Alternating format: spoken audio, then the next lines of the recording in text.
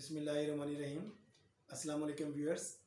آج کا ٹاپک ہمارا اسلامائزیشن آف ایجوکیشن کے حوالے سے ہے کہ کس طرح ہم اپنے جو ایجوکیشن سسٹم ہے اس کو اسلام کے سانچے میں ہم ڈھال سکتے ہیں۔ پاکستان ایک نظریاتی ملک ہے جو اسلامی نظریے کی بنیاد پر معرض وجود میں آیا، اور پاکستان کا جو کانسٹیٹیوشن ہے 1973 کا، اس میں Pakistan Islamic republic of Pakistan اس کا جو آفیشیل نیم ہے۔ تو اسلام ایک پرفیکٹ کوڈ آف لائف ہے جو زندگی کے ہر شعبے میں ہماری رہنمائی کرتا ہے کہ کس طرح ہم اپنی زندگیاں، چاہے وہ ہماری سوشل لائف ہے، پرسنل لائف ہے یا کمرشل لائف ہے، تو ہم کس طرح اپنی زندگیوں کو اسلام کے مطابق گزار سکتے ہیں۔ تو یہی آج اس ٹاپک کو ہم لے کے چلتے ہیں کہ کس طرح ہم ہمارے جو سسٹم ایجوکیشن کا اس کو اسلامائز کر سکتے ہیں۔ تو سب سے پہلے یہ ہے کہ ہمیں ضرورت یہ ہے کہ ہم اسلامک لٹریچر کو پروموٹ کریں۔ ہمارے جو ایجوکیشن سسٹم ہے اس میں زیادہ سے زیادہ نبی کریم صلی اللہ علیہ وسلم کی جو سیرت طیبہ ہے اس کو زیادہ سے زیادہ پڑھایا جائے، تاکہ ہماری جو آئندہ آنے والی نسلیں ہیں وہ اسلامی تعلیمات سے بہرہ مند ہو سکیں اور ہم ان کو ایک مفید اسلامی سٹیزن بنا سکیں۔ اسلامک ویلیوز ہم جو چاہتے ہیں، راست گوئی، سچائی، ایمانداری، ایثار، قربانی، یہ تمام جو ویلیوز ہیں، اگر ہم ان کو اسلامک لٹریچر پڑھائیں گے تو ان کے اندر یہ چیزیں ڈیولپ ہوں گی۔ جب ہم کو نبی کریم صلی اللہ علیہ وسلم کی حیات طیبہ سے ان کو نبی کریم صلی اللہ علیہ وسلم کے جو واقعات ہیں، ایثار، قربانی، سچائی، راست گوئی، بے باکی، یہ تمام جو چیزیں ہیں نبی کریم صلی اللہ علیہ وسلم کی حیات طیبہ سے جب ان کو اسٹوڈنٹس کو بتائی جائیں گے تو یہ چیزیں ان کی زندگی میں بھی وہ اس کو عمل میں لے کے آئیں گے۔ یونیفارمٹی، پھر دوسری یہ ہے کہ ہمارا ایک سسٹم ہو اور جو جس کی بنیاد اسلامک آئیڈیالوجی ہو، اور ملک میں دوسرا ایسا کوئی نظام نہیں ہونا چاہیے جو سیکولر، جس کی بنیاد سیکولر اس پہ ہو، سیکولرزم پہ ہو۔ تو اس ایک سسٹم یونیفارمٹی ہو اور وہ اسلامک آئیڈیالوجی پہ ہمارا ایجوکیشن سسٹم بیس کرتا ہو۔ پھر آ جاتا ہے قرآن۔ ہمیں اپنے جو قرآن ایک اللہ تعالیٰ کا کلام ہے اور زندگی کے ہر شعبے میں ہماری رہنمائی کرتا ہے، تو ہم نے قرآن کو پروموٹ کرنا ہے۔ اس کی جو ٹیچنگز ہیں کہ اس کو نہ صرف پڑھا جائے، اس کو ترجمے کے ساتھ پڑھا جائے، تاکہ ہم اپنی زندگی میں قرآن سے رہنمائی لے سکیں اور اپنی زندگیوں میں اپنے جو قرآنک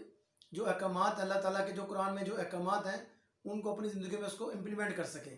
اس لیے قرآن کو بہت زیادہ پروموٹ کرنے کی ضرورت ہے کہ ہم اس کو اپنی زندگیوں میں لے کر آئیں اور اس کو ایجوکیشن سسٹم کا حصہ بنائیں، تاکہ تمام اسٹوڈنٹس اس کو ناظرہ ترجمے کے ساتھ پڑھیں، تاکہ وہ اس کو اپنی زندگیوں، اس کے اسلام کے سانچے میں ڈھال سکیں۔ عربک لینگویج، قرآن کی زبان عربی ہے، تو اس کو بھی ہمارے ایجوکیشن سسٹم کا حصہ بنایا جائے اور لازمی سبجیکٹ رکھا جائے، تاکہ جو اسٹوڈنٹس ہیں اس طرح انگلش سیکھتے ہیں، اردو سیکھتے ہیں یا اپنی لوکل لینگویج سیکھتے ہیں، تو یہ عربی کو بھی سیکھیں تاکہ وہ قرآن کو ترجمے کے ساتھ پڑھ سکیں اور آسانی کے ساتھ وہ سیکھ سکیں ساری چیزیں۔ تو عربی زبان کو بھی بہت زیادہ امپورٹنس دینے کی ضرورت ہے اگر ہم چاہتے ہیں کہ صحیح معنوں میں ہم اپنے ایجوکیشن سسٹم کو اسلامائز کر سکیں۔ اسلامک سٹڈیز، اسی طرح اسلامک سٹڈیز کا جو ہے ایک کمپلسری سبجیکٹ ہو اور اس کو گریجویشن تک پڑھایا جائے، تاکہ تمام لوگ جو اسلامک آئیڈیالوجی ہے، اسلامک ویلیوز ہیں اور اسلامک جو ہسٹری ہے اس کے بارے میں جان سکیں۔ مین اسٹریمنگ، مدارس کا بھی بہت امپارٹنٹ رول ہے۔ اگر ہم چاہتے ہیں کہ ہمارے جو مدارس سے جو فارغ التحصیل لوگ ہیں وہ پریکٹیکل لائف میں اہم رول ادا کریں، تو ان کو نہ صرف ٹیکنیکل ایجوکیشن دینے کی ضرورت ہے بلکہ کمپیوٹر کے حوالے سے بھی ان کو پڑھایا جانا ضروری ہے، تاکہ مدارس سے فارغ التحصیل ہو کے وہ پریکٹیکل لائف میں، بینکنگ سیکٹر میں، ایجوکیشن سیکٹر میں، ہیلتھ سیکٹر میں، ڈیفرنٹ سیکٹرز میں اپنی جو فرائض سر انجام دے سکیں۔ اسی طرح ہم ان کو مفید شہری بنا سکیں گے اور ان کو جو مدارس کا جو سسٹم ہے ہم اس کو مین اسٹریم میں لا سکیں گے۔ مسلم سائنٹسٹ کی جو کنٹریبیوشن ہے سائنس کے میدان میں، اس کو بھی ہائی لائٹ کرنے کی ضرورت ہے، تاکہ ہماری جو آنے والی نسلیں ان کو پتہ چلے کہ مسلمانوں نے سائنس کے میدان میں کیا کیا انہوں نے گران قدر خدمات سر انجام دی ہیں اور کن کن ایجادات میں ان کی کنٹریبیوشن ہے۔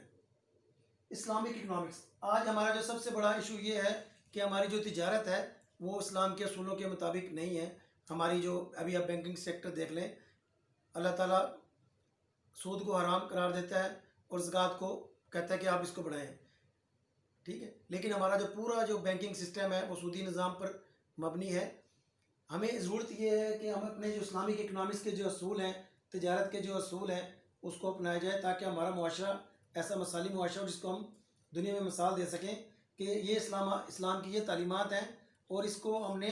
اپنی پریکٹیکل لائف میں اس کو اس طرح امپلیمنٹ کیا ہے تاکہ لوگ ہم اس کو اسلام کو تبلیغ کر سکیں، لوگوں کو بتا سکیں کہ اگر اسلامک آئیڈیالوجی پہ عمل کیا جائے تو رواداری، مساوات، دولت کی مساویانہ تقسیم، زکوٰۃ کا نظام، تاکہ اور جو کہ ایک ویلفیئر اسٹیٹ قائم ہو، اگر ہم زکوٰۃ کے نظام کو صحیح طرح امپلیمنٹ کریں اور سودی نظام کو خاتمہ کریں تو ہم ایک صحیح معنوں میں فلاحی معاشرہ تشکیل دے سکتے ہیں۔ ایکسپلوریشن آف نیچر، اسی طرح ہمارا جو سسٹم ایجوکیشن وہ ریسرچ کو پروموٹ کرے، ہمارے جو اسٹوڈنٹس ہیں ریسرچ کریں، نئی نئی ایجادات کریں، نئی نئی انوینشنز کریں، تاکہ ہم جو پریکٹیکل ہمارے جو مسائل ہیں ان کو حل کرنے میں